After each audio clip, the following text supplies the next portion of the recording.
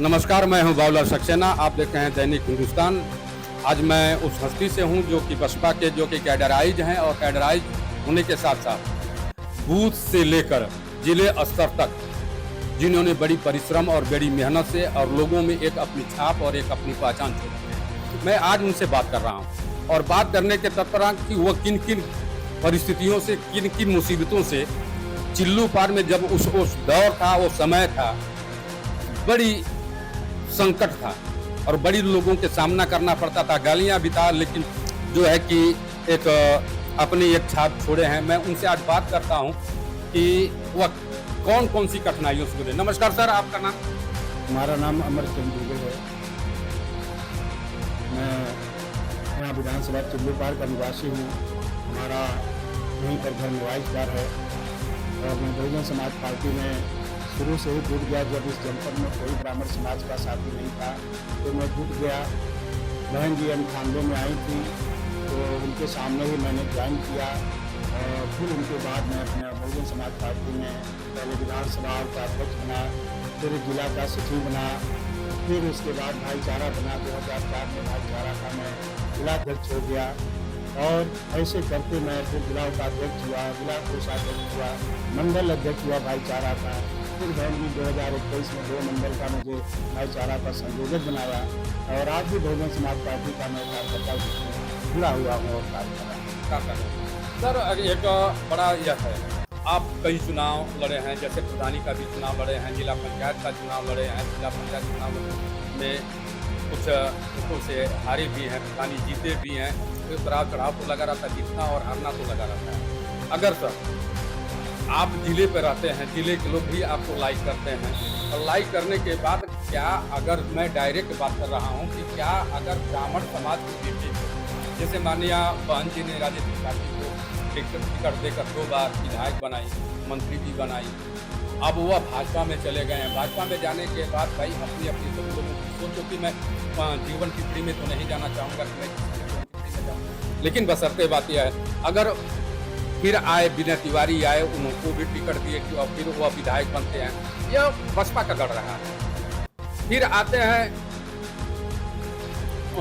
पहलवान सिंह आते हैं। पहलवान सिंह के आने के बाद वह चुनाव हार जाते हैं और उस चुनाव में पूरा सीट बसपा हार जाती है, केवल 1 सीट जीतती है और 1 सीट जीतने के बाद बहन जी का कम से कम ये लाज बचा, लेकिन लाज तो बच गया। लेकिन अब अगर दूसरा 27 में चुनाव होने जा रहा है, अगर बहन जी क्या इस पर सोच और क्या उनकी रणनीति है, आप लोग पदाधिकारी भी हैं, तो पदाधिकारी हैं तो कुछ अपना जो है कि चेकअप करें। देखिए, जहाँ तक चुनाव संबंधित बहुजन समाज पार्टी का पिछले से निकलने का रहा है, बहुजन समाज पार्टी ने सभी योग्य उम्मीदवारों को उतारा था। चाहे जैसे भी शुरू से ही हमेशा बहुजन समाज पार्टी एक अच्छे उम्मीदवार को उतारती रही है। एक सीट निकलने का अर्थ था कि मीडिया के लोगों ने, जो हम लोगों ने अध्ययन किया, कार्यकर्ता तुम्हारे ऐसे भी ठीक हैं, कार्यकर्ताओं में कहीं कोई कमी नहीं, न हमारे बहुजन समाज पार्टी के समर्थकों वोटरों में कमी है। मीडिया के लोगों ने डायरेक्ट लड़ाई, आप देख रहे होंगे, हम लोग देख रहे थे, कहीं बहुजन समाज पार्टी की लड़ाई नहीं दिखा रहे थे, वो समाजवादी पार्टी और भारतीय जनता पार्टी की लड़ाई दिखा रहे थे। आखिर ऐसा क्यों?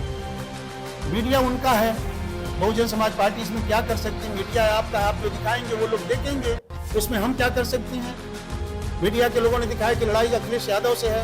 मुस्लिम समाज को सर्वाधिक बहन जी ने टिकट दिया था, मुस्लिम समाज देखा कि बहुजन समाज पार्टी लड़ाई नहीं है, अखिलेश यादव समाजवादी पार्टी साथ चले गई। जबकि बहन जी ने मुस्लिम समाज पर इतना भरोसा किया, सर्वाधिक टिकट उनको दिया। वो उनके समाज के लोग, जबकि मुस्लिम समाज का सम्मान तो वास्तविक रूप से देखिए तो बहुजन समाज पार्टी में है, वो 18% है, बहुजन समाज पार्टी 22% है। अगर 18% मुस्लिम समाज 22% वोट कर जाए तो खुद 38-39% हो गया। तीसरी कोटि नहीं है। जो मुस्लिम समाज चाहता है कि हमारा समाज में सम्मान रहे, हमारे सत्ता में भागीदारी रहे, उसका एकमात्र वो बहुजन समाज पार्टी रास्ता है, वो दे नहीं रहे थे। बाकी हमारे भी समाज के लोगों ने, हमारे समाज के लोगों ने बहन जी ने 64 टिकट दिया। अब वो ब्राह्मण समाज के लोग वोट नहीं दिए तो बहन जी का क्या दोष है? ब्राह्मण समाज के लोग धर्म के नाम पर चले गए। अरे भाई, धर्म बड़ा है कि कर्म बड़ा है, वो बात है ना। फिर हम कह रहे हैं कि धर्म हमारा तभी जिंदा रहेगा जब हम जिंदा रहेंगे। हमारे घर बेरोजगारी बढ़ रही है, हमारी हत्याएं हो रही हैं, आज भारतीय जनता पार्टी के शासनकाल में 44 ब्राह्मणों का इनकाउंटर हो गया। कौन दोषी है इसका? वो लोग दोषी हैं जो हमारे ब्राह्मण समाज के लोग भारतीय जनता पार्टी छोड़ दिए। आज कोई नौकरी, मैं आपको बताऊं, बेसिक परिषद में 7 लाख नौकरियां खाली है, एक भी नौकरी नहीं दिए, सारी नौकरियां रुकी। किसका समाज है? मैं आपको आज अंदर की बात बता रहा हूँ। बहुजन समाज पार्टी में जब गया पहले तो मुझे बताया जाता था कि जो ब्राह्मण समाज आजादी से पहले 3% था वो 70% हो गया, इसलिए तो उसके समाज के लोग मुख्यमंत्री प्रधानमंत्री थे। वो चीज जब बिकता गया उसमें उन्होंने 70% लोगों की नौकरी पा गए। अगर आज नौकरी बंद हो रही तो 70% लोगों का नुकसान है। ये तो गनीमत कहिए कि बहन जी 2007 में सरकार बन गई कि नीचे से ऊपर तक ब्राह्मण समाज के लोग अधिकारी और नौकरी पा गए, नहीं तो आज भीख मांगने पर भी नहीं मिलता। आज बहुजन समाज पार्टी की देन है कि ब्राह्मण समाज के लोग, आपको मैं बताऊं, सफाई कर्मी में यहाँ पर कुल 36,000 गोरखपुर जनपद में हुआ था नियुक्ति, जिसमें से कुछ नहीं 1,500 लोग तो ब्राह्मण समाज के लोग आज काम कर रहे हैं। ये किसकी देन है? ब्राह्मण समाज के कुछ लोग जो है कि अभी मैं व्हाट्सएप पे देख रहा हूँ कि वो पहले कहें कि ये मंदिर की जरूरत है, पाठशाला की जरूरत नहीं है। अब देखो, ब्राह्मण समाज धर्मगुरु ब्राह्मण समाज, बहन जी कहती है भोला भाला समाज, ये लोग धर्म पर आ जाते हैं, जबकि हमारे समाज के ऐसे तमाम लोग हैं जो कि ऐसा कहकर तो अपने समाज का नुकसान कर रहे हैं। ब्राह्मण समाज पहले उसको सम्मान चाहिए। ब्राह्मण समाज को क्या धर्म को विषय सिखाएगा? नीचे से ऊपर तक सारा ब्राह्मण समाज पूजा पाठ जानता है, सारी मान्यता को जानता है, वो हर घर में भगवान की पूजा करता है, उसको कोई क्या धर्म की बात सिखाएगा? ब्राह्मण समाज कहता है, ब्राह्मण समाज कहता है कि मुझे धर्म, ब्राह्मण समाज इन भूमियों ब्राह्मण समाज के कथा बात को कनिष्ठ करता है।